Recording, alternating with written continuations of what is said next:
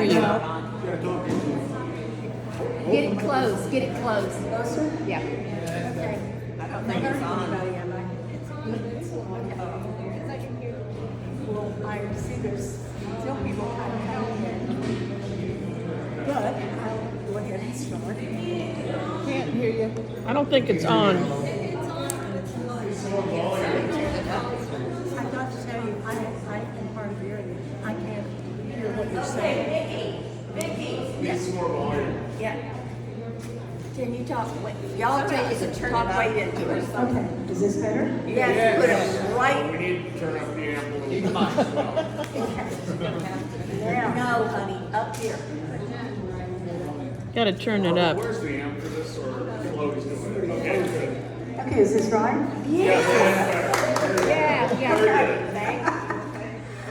Okay, well, as you know, I am a featured artist, and I am macular degeneration. And when I was in college at UT, at the Scottish Rite Dormitory, a bunch of us would always stay up late, at least once a week, jamming about what happens if in our life. And we would go through all the horrible things that might happen and what we would do and how we would handle it. And one of the things that we, because most of us were doing something visual, would say, what if we lost our hands? Or what if we got in a wreck and couldn't walk anymore? What if we couldn't hear? Or what if we couldn't? Talk louder. Okay, slower? Louder, okay. What if we couldn't see? And I knew for a fact that I would do sculpture of some sort. I didn't like to work with clay, but I'd do it. I like paper mache. I love making masks and painting them. And so I think we had done sort of a rehearsal about how we would cope with difficulties and challenges. This is supposed to be an art talk. It's really a pep talk. I want to tell you about my journey from being diagnosed as an artist that had done very, very detailed work in my career. I've done advertising and gift wrap design and product design and book design and proofreading and a number of things that required really good eyesight. But I had been nearsighted from the time I was in the 4th grade. So I knew that my eyes were challenged. And so what I did when I first became diagnosed with macular degeneration was I looked up online, when I could still see the screen, which I can't anymore, blind artists. And there are a number of organizations that show artwork by people who are blind, or almost blind, or completely blind. And I was absolutely amazed and very inspired. So I figured if they can do it, I can do it. And what I realized when I was looking at things that I previously had considered good subject matter, because I did a lot of detail and a lot of pattern design, those things didn't appeal to me very much anymore, and overall shapes started meaning more as an envisioning for paintings.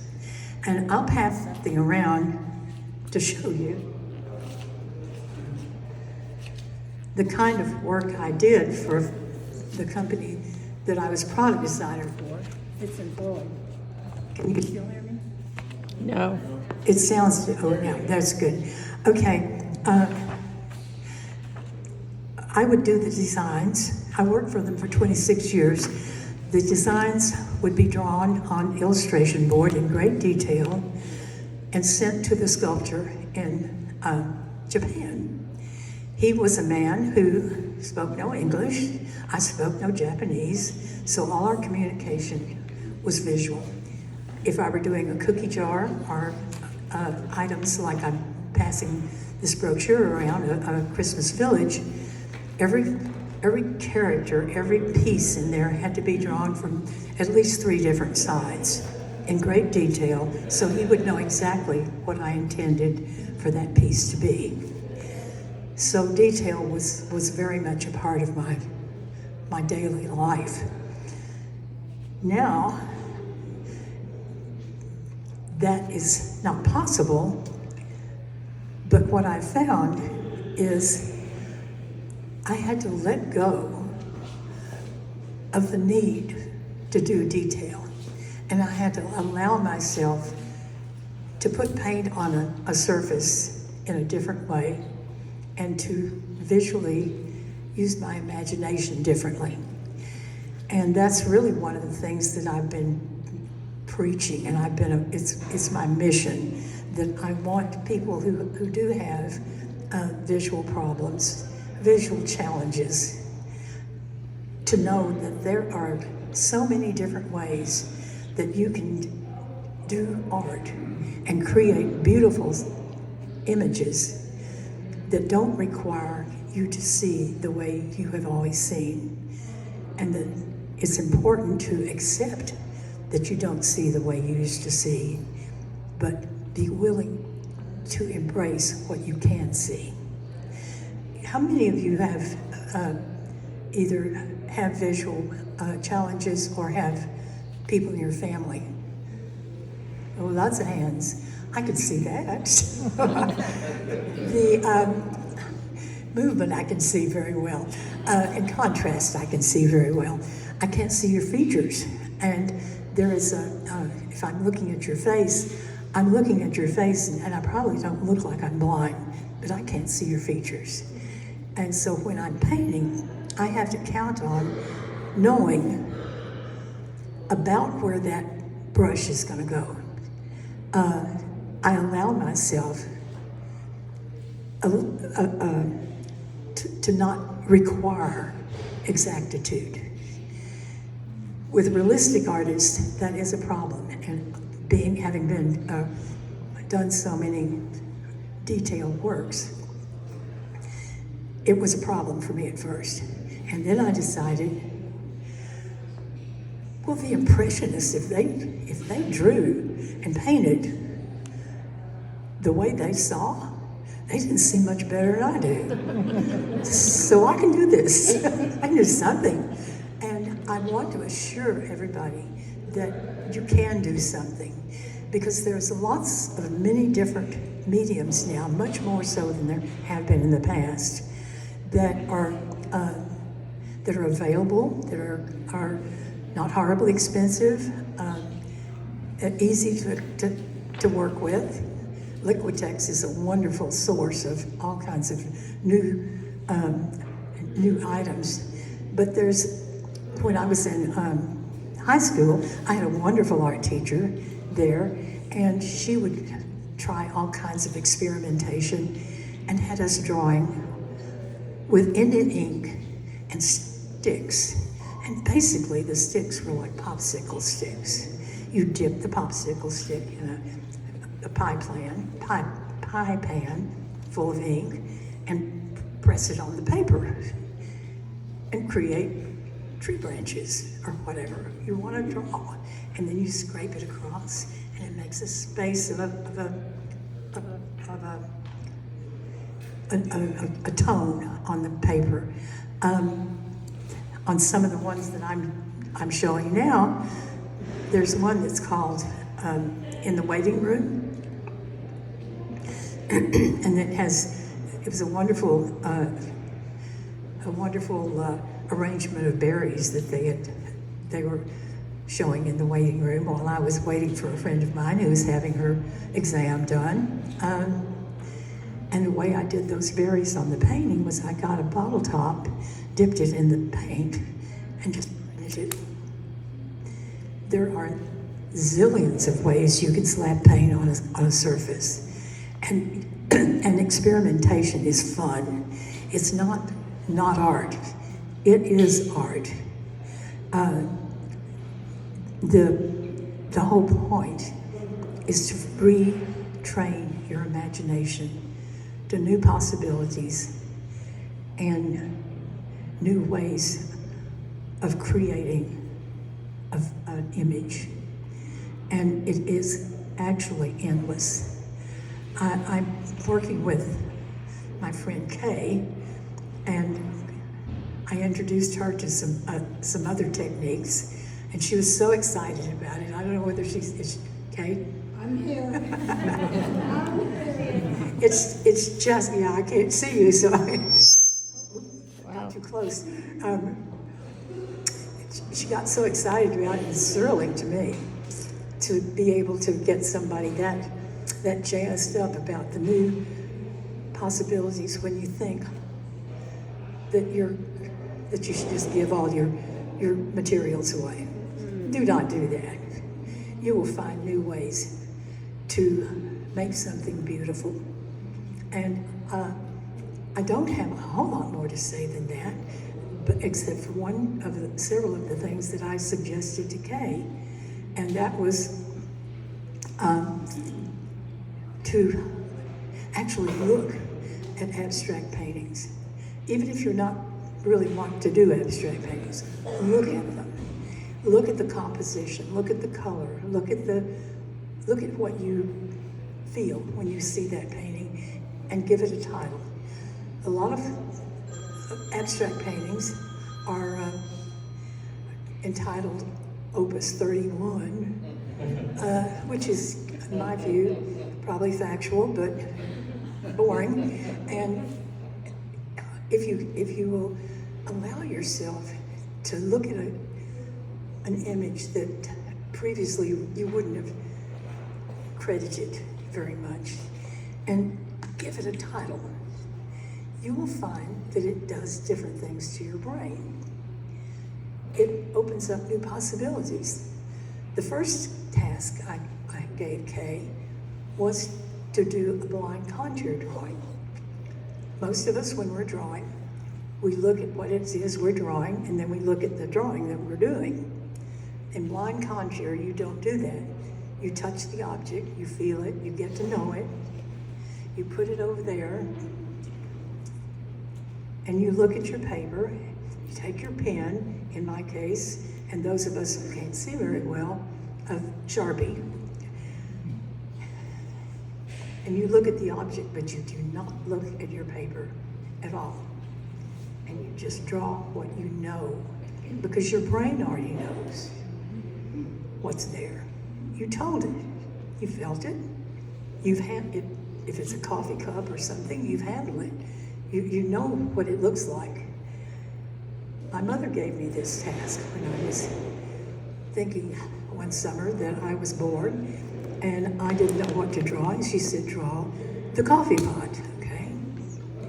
I touched the coffee pot. I did, and I served the coffee before. I did a good job, I thought, of drawing it without looking at my paper. And she looked at it and said, well, it's very good. It's proportionally white. But how are we going to pour the coffee, Vicky? I had forgot the spout. It's a good lesson. It was a good lesson. It was like, oh, you have to think about it. You have to really use your brain, hand, eye connection. And sometimes if your eyes don't work, your brain has to work extra. I spoke to Ruth Ortiz yesterday afternoon. It was a wonderful, wonderful meeting I had with her. It was a visit that had been put off for a long time. But she was telling me how she coped. And she has dry macular degeneration, as opposed to mine is wet. And they can do something about wet. They can give me shots in the eyes, which sounds horrible, but it doesn't hurt. It's more like getting an eye pressure. It's what it feels like. So if you ever have to have it done, please don't freak out. It's nothing. And it's not even very sore the next day. So, but with the dry, you can't do anything. So with the wet that they can at least keep it from getting worse, which is what's happening in both of my eyes now.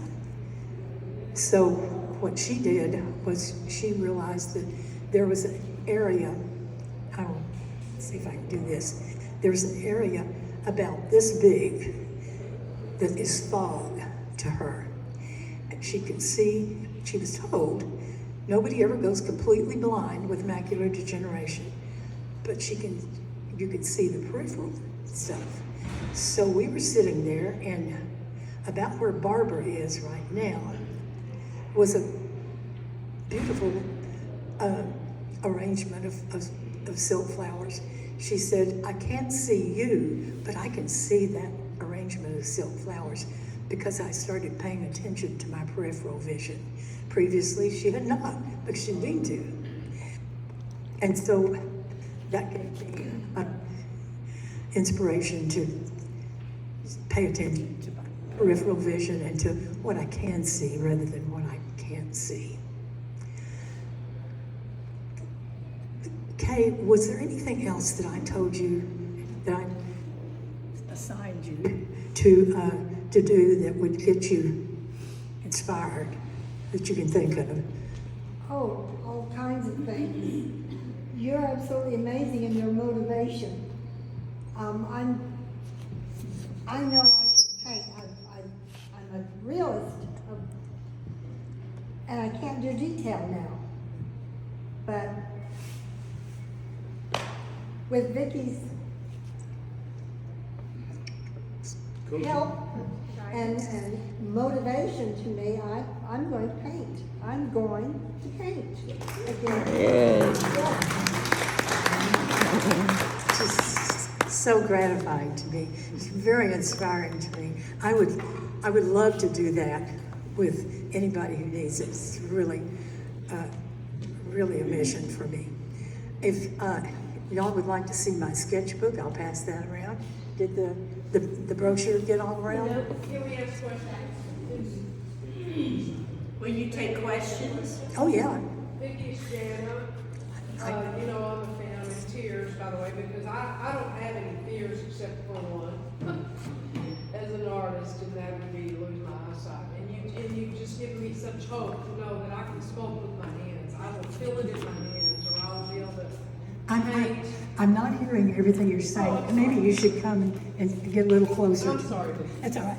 I'm saying that I think a lot of us in the audience are in tears. We're very thrilled to hear from you.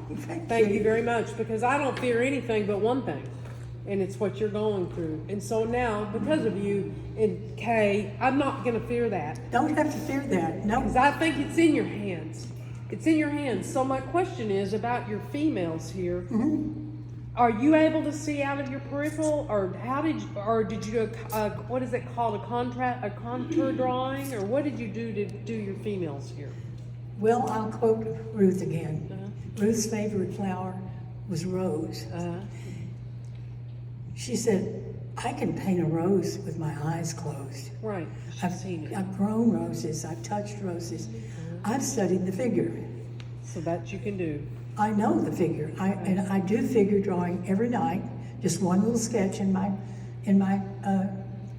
one of my sketchbooks, just to see if just to keep it alive. Right.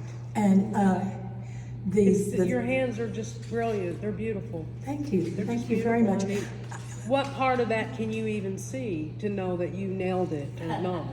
Don't know. Okay, well you have. You did. So I'm going to tell you. Well, I'll tell you did. one thing I did. One thing I did was I thought, okay, I want to do females and cats. You know. And so, because I think it's a good story. And I like whimsical. I like that sort of You're just yummy. cute thing. I did cute at Fitz and Floyd, as you see. I have a question about that before we go on, but go Okay. ahead. So what I did was anytime, even before I had any trouble with my sight, I would take the pose myself. I would look in the mirror if I wanted to. Okay, this cat's on my shoulder. I'm petting this cat. So you've seen it a million times. So I acted out is acting. Okay. You get it in your head by touching it, Uh-huh. pet the cat, And your posture. or you hold the cat, and you're petting the cat, or you act it. If you get it in your body, and you get it in your brain, it'll come through your hands. Beautiful. It'll do it. Now, speaking of Fitz and Floyd, I think you know my story that my mother had a retail shop. She bought lots of Fitz, and I can remember sitting in the store, the showrooms to look at it. Were you the one that came up with that Christmas tree? Because that's famous. That Christmas tree and all your little your thing, or was that a the design that you had already seen? that's That's mine. yours? That's mine. That's all. Lord, girl. It's in every village there ever is now. I entitled all the stuff. I came up with the name of it. In fact, I even came up with a story when we knew it was going to be a tough sell to the sales company. I mean, the sales department. How did that one do? How did yours do? How did that Christmas village do for the company? Financially, Yeah, you know. Oh, okay. I'll tell you why. Your Christmas tree went on. It lived on. It's a good story. We sold it to the sales department because a friend of mine did wonderful foam sculpture, and he did a whole bunch of and he was a designer there too, Wendell Avery. He did these wonderful stumps, and we arranged it on these painted plastic stumps, and kind of turned the lights down in the showroom. And I got up and started telling the story, and I said, I've got it written someplace, I can't remember exactly right now, but it was, you've been there before, a long time ago when you were very young. You know, in the forest where this village is, it's very quiet and only the young can see it. And it's Holiday Hamlet, and it has animals, and it has little elves. It has all the houses that's needed in a little village, and Santa comes there.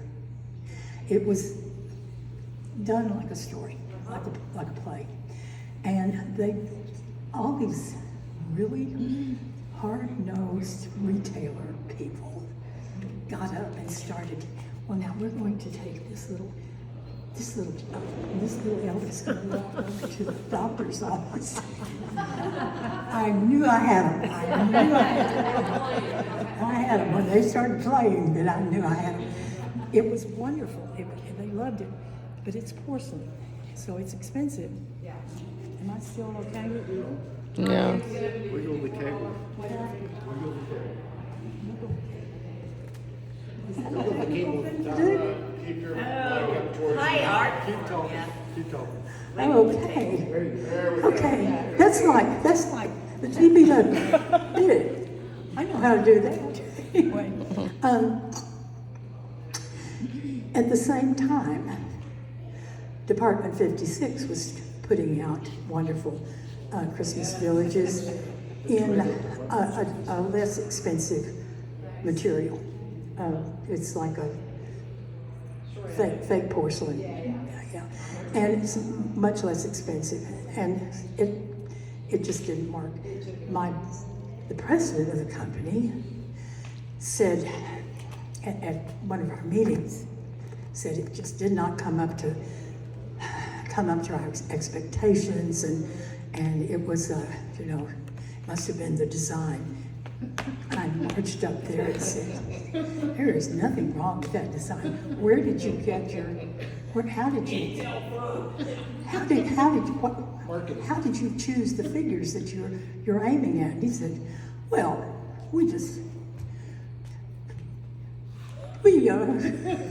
I said, you pulled them out of the air, didn't you? He said, pretty much. I said, there was nothing wrong with that design. We had competition of Department material. 56 would have done it. They were selling them for cheap. Yeah. And by the way, they stole your tree. They stole your Christmas tree. And it was just a different item. Yeah. And this is very collectible now, but it's I have some. They're for sale, but my daughter's saying, Mother, sell everything, but don't sell this, and don't sell this, and Do don't you sell. have one of each piece? lot of them. I even have, you do it again? Let go of that. All right, let's see if we can work it. I even have a dumpster dive some of the samples that were unpainted. I have a whole box of those little characters that are unpainted, and they're bisque, and I would love to find a home for them. They're really neat, but yeah, that was it was a wonderful job. I really did enjoy it very much, and they seemed to enjoy me. They kept me, so. But like I said, having done that much detail, it was really hard to come home and paint loose. And I really wanted to paint loose. Now I have to paint loose, and I'm enjoying it. How did you not overlap like the patterns in your dresses? How did I do those? Well, there are none of them are, did you have to map them out kind of in your mind? Because you're not. Oh, in my mind, yeah. Okay, so you knew where you placed one, or could you still see it a little enough to know where you? Kind of, sort of. Okay. It's like this. Ruth uses pointillism a lot. Does everybody know what pointillism is? Uh-huh. Well, she's found that that's one way for her to get pattern. Control. What I did was, I have a kimono collection. I hung that thing up in my bedroom, and the one that I liked the color balance in, and I just studied it and looked at it up close and then up far away, and I saw, okay, where there was the proportion of where the different colors were. It didn't have to be exact. My mom used to say 20 miles an hour on a running horse, nobody's going to know the difference really. So what we do is you do it as you give the impression. You don't have to do the detail of the design. You give the impression of the design. And it has to do with proportion and different brush strokes, yeah. So. Can you see the colors? And then I'm gonna let somebody else ask a question. Does Kinda, somebody sorta. have to make your palette for you? No, what I do is, I confess, I buy craft paints. They're already mixed. I do not blend and I do not mix. I buy craft paints. They're in little bottles about this big, and they have every color you could possibly imagine. So when I'm going to paint something like these things, I pick out a palette, and that's what I use. And I either use the brush, dipping it in the jar, or I have an egg crate. Not an egg crate, an ice cube tray. I do have an egg crate also, a round plate. But I find that's really easy to pour a little paint in, and there's a medium you can get that is Liquitex puts it out. It's a clear medium that does not yellow, and you can mix it with your acrylic, and it looks like a translucent watercolor. And it's very brilliant still. It isn't watered down, in other words, but it has a body to it. And I use that. And then if I want it really opaque, I use paints that I get at Lowe's. And for about $5, they'll give you enough paint and any color you want to paint this whole place. But it's a sample, and so I use that because it's nice and opaque, and I don't have to worry about it. But if I do want it to run, I have a spray bottle with alcohol in it, and alcohol and water dries at a different rate. So I can, if I want to get drippies on my paintings, I do that. And if I want to blend it, there's another thing that Liquitex does that's a slow dry.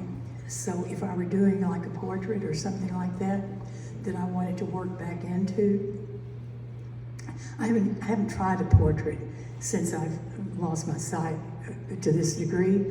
Plan on trying to see what I'll come up with, and but with that slow dry, it won't work exactly like oil, but it won't dry as quickly as acrylics do. Well, Vicky, I would love to see you do a portrait because I'd love to see exactly what you see. So I think you should do it. I will give it a try. I will try anything. Yes, So when you were at the peak of your skill set at work, yeah, you talked about you wanted to come home and be loose. Be loose. Yeah. You wanted to be loose even yeah, then? yeah. It was You already had the idea when you were under such tight control at work that you wanted to do looser work. Yeah, I wanted to do looser. I could do looser design work, but I couldn't do looser painting. There's a little difference. I have a collection of plates that I designed that are called Gypsy Chicks, and real bright colors and kind of loose design, but it wasn't a brush stroking kind of thing. Painting with a big brush has always been difficult for me because I've always done this tight look and a lot of texturing, visual texturing with a smaller brush. Well, now I decided I'm going to use big pieces of canvas, and I have a commission right now that is in Chicago, and a roommate of mine from years ago wants to buy something, and so we decided what we'll do is get me to paint it to size on canvas, roll it up, and she's going to get it mounted and framed in Chicago, because otherwise the packing was just ridiculously expensive. So that's what my next project is going to be. I have one project that I'm going to be working on for Gretchen. I'm doing a multi-portrait for her, of all her dogs. Now I've got the drawings, and some of the multi-portrait dogs are finished, but not all of them. And I really don't feel confident in working on it just yet. I will get there, but I may need help. And my daughter has offered, by the way, Gretchen, my daughter has offered to help because she can paint in my style. She can paint in any style. She's really very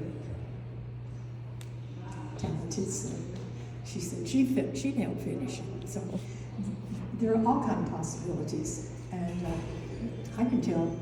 What I cannot do is I can't tell exactly where to put the highlights in the eyes. We can't hear you.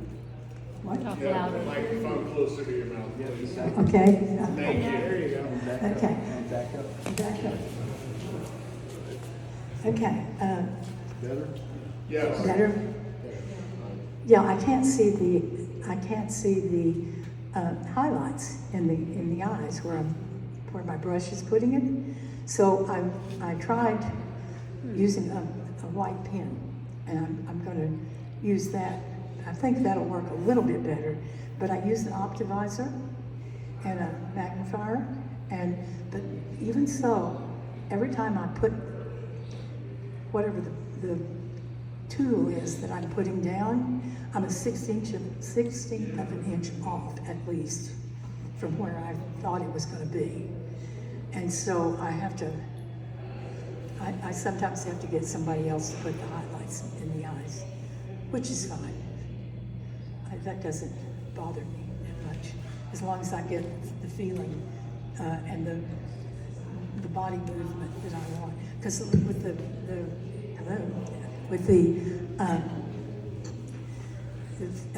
felines and females, you don't have to really see the whites of their eyes to know what's going on.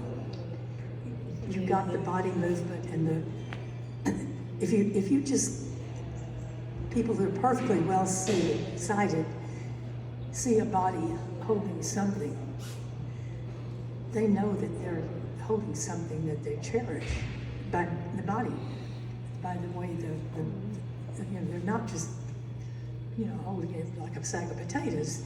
And so that's what you're trying to get.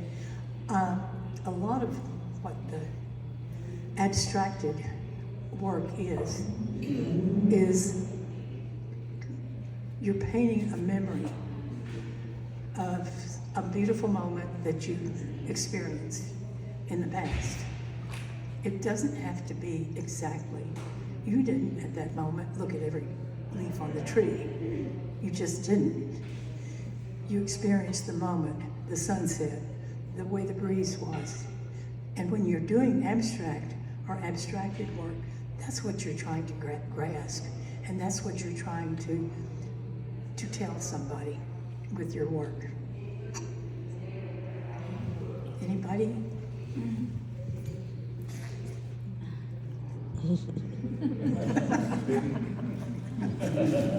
Yes. Hi, my name is James. First of all, I'd like to say I really admire your work. Really love it. Thank you. The 3 paintings with the women holding the cats. I have a question about your process and how you go about constructing your images. In my mind's eye, I'm looking to see. I'm kind of deconstructing your paintings and seeing how your process works. It appears to me you're doing your figure drawing with bold outlines first, and they're doing blocking with minimal underpainting. Is that? That's kind pretty of your much it, process? yes. Okay. I'm not a long trip. Oh, thank you. Yeah. In there, it's a bunch of sketches, but there, you'll see there where the women with cats toward, in there someplace. Because I'm doing some more, I did some more studies. The thing of it is that most of my compositions, am I doing this? Right, there's doing right. Have been triangular. The figure is a woman. I did a whole series when I realized that a lot of my women in kimono series were triangular. I went ahead and just did a whole bunch of triangles, and that was the series was triangles of all different combinations and sizes. And in my figural stuff, it's really easy to do the head at the top, then it goes down to a skirt or a kimono, and the arms are doing something. And that gives me a whole area of opportunity for design. And I can still do spacing like that, and then do alternate spacing. So I can still see that, and I'm not sure I can see it so much as I feel it. Because I do it real quick. Like if I'm doing a series of dots here, and then a series of dots in between, and then another series of dots, and there can be flowers or there can be things, and then if that gets boring, then I go in and do some lines here and there, and just, you know, on a flowing piece of fabric, you're not going to see it like you see it on a gift wrap or a wallpaper. It'll vary, and that's okay, because that gives it the motion and the movement that you want, or that I want.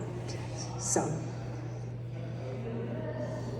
we'll pass that thing around. Did you get to the cats?